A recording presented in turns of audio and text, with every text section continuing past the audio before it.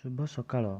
आज 10 एप्रिल शुक्रवार मु नहीं आसी आपण निकट को किसी महत्वपूर्ण खबर।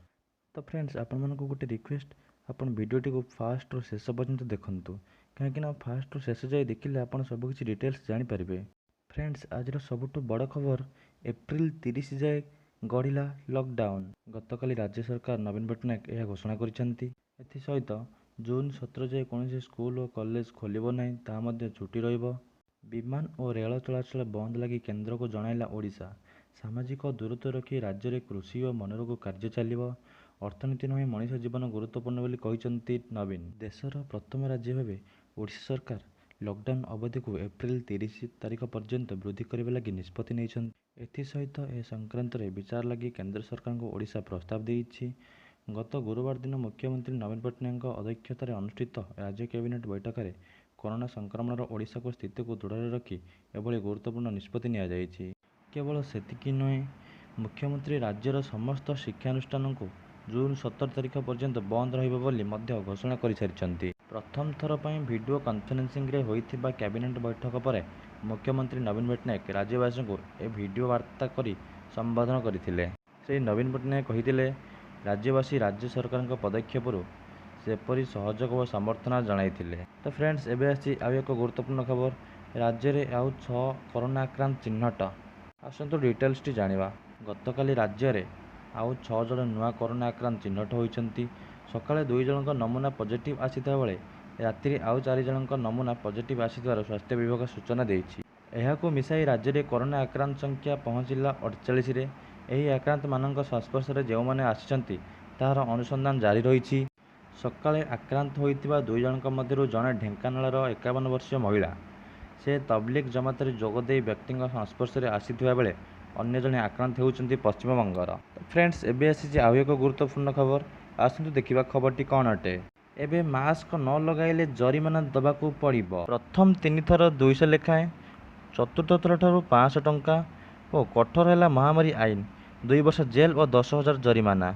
आकस्मिक पांठि 2,000 कोटी को बढ़िला 1 लाख रैपिड टेस्टिंग किणाजिबो। कोरोना संक्रमण रोकने सरकार एक बड़ पदक्षेप नेबाकू जाउछन्ति।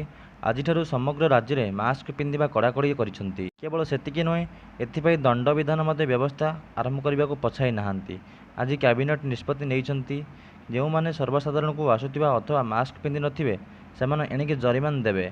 प्रथम 3 थर 200 टंका लेखाए आदाय हेबो, किंतु चतुर्थ थर ठारू प्रति थर प्रति व्यक्ति 500 टंका लेखाए आदाय कराजिबो बोली कैबिनेट घोषणा करिछि। एभली मोट प्रस्ताव उपर कैबिनेट मोहर लागिछि। ए संपर्क में सूचना देई मुख्य शासन सचिव असित कुमार त्रिपाठी गणमाध्यम को कहिसन्ति, गत 2 दिन तले एक निर्देशनामा बल बाहर को जिबा बेले समस्तक पई मास्क पिंधिबा को बाध्यतामूलक करा जाइछि। जदि केही एहार उल्लंघन करुथिबार प्रमाण मिलिबो तांकठारु एइभली जरिमाना आदाय कराहब। सेहिभली महामारी आईन 1897 संशोधन करा जाई महामारी अध्यादेश 2020 को कार्यक्षम करा जाइछि। कैबिनेट एही अध्यादेश को आज अनुमोदन देइछन्ति। तो दर्शक बंधु देखंतु आउ एक बड़ खबर, कोरोना पई 15,000 कोटी जरूरीकालीन पांठि, 5 वर्ष अवधिर केंद्र स्कीम घोषणा, 3 पर्याय दियाजिबो अर्थ।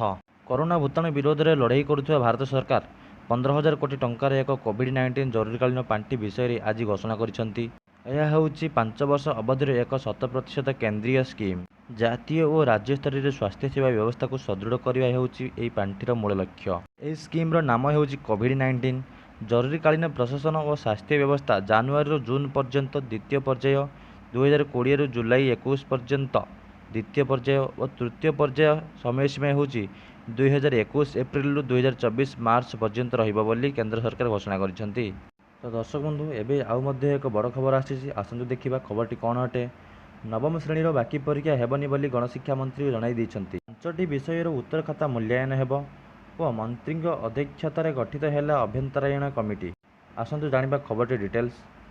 नवम श्रेणी वार्षिक परीक्षा बाकी थिबा गोटे विषय परीक्षा हेबो नाही। जो 5टी विषय परीक्षा सारी ताहारी उत्तर खाता गुड़िक मूल्यांकन करा छात्र छात्री को 10म श्रेणी को उन्नति करा जिवो।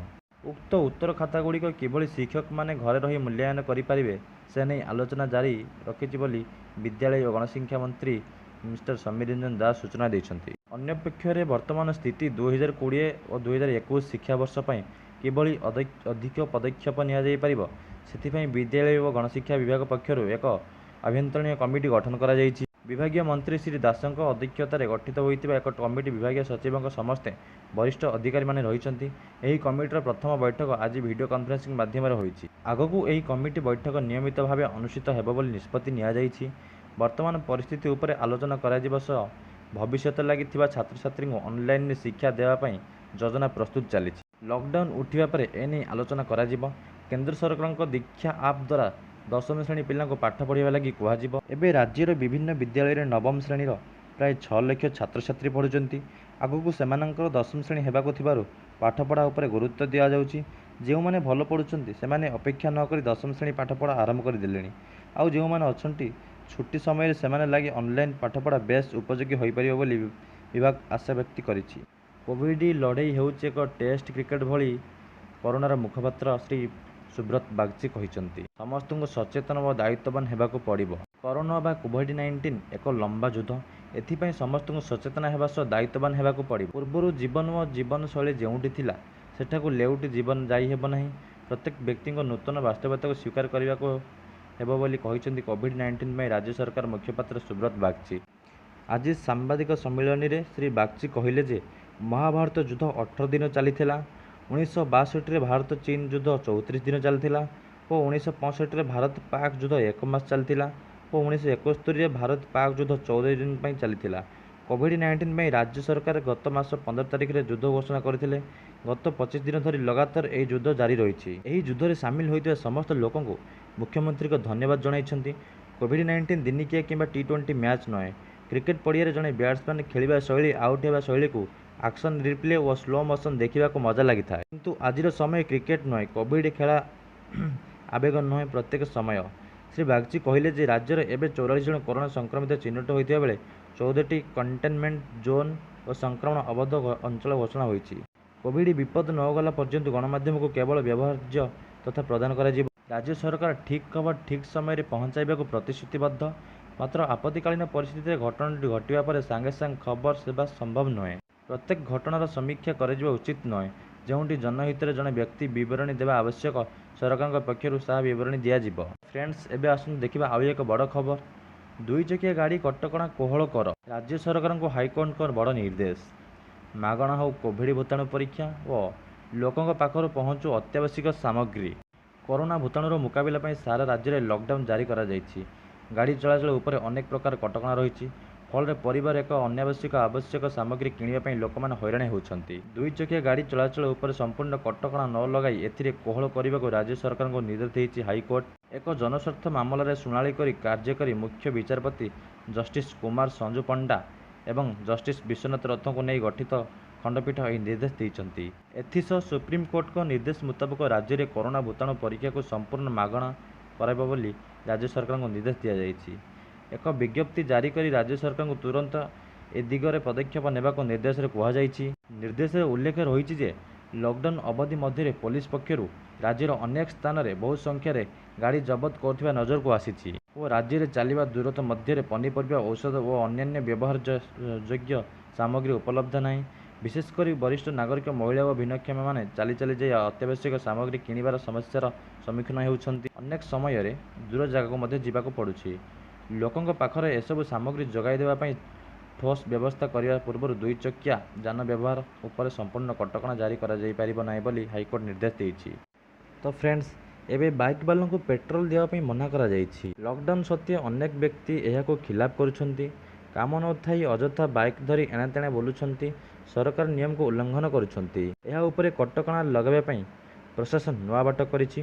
କୋରାପୁଟ ଜିଲ୍ଲା ନନ୍ଦପୁର ବ୍ଲକ ସଦର ମହାକାମସ୍ଥି ପେଟ୍ରୋଲ ବଙ୍କ ଓ ପାଡ଼ୁଆ ଅବସ୍ଥିତ ପେଟ୍ରୋଲ ବଙ୍କରେ ପ୍ରଶାସନ ଅନୁମତି ବିନା ଗାଡ଼ି ଚାଳକଙ୍କୁ ପେଟ୍ରୋଲ ଡିଜେଲ ଦିଆଯାଇ ପାରିବ ନାହିଁ ବୋଲି ନିର୍ଦ୍ଦେଶ ଜାରି କରାଯାଇଛି।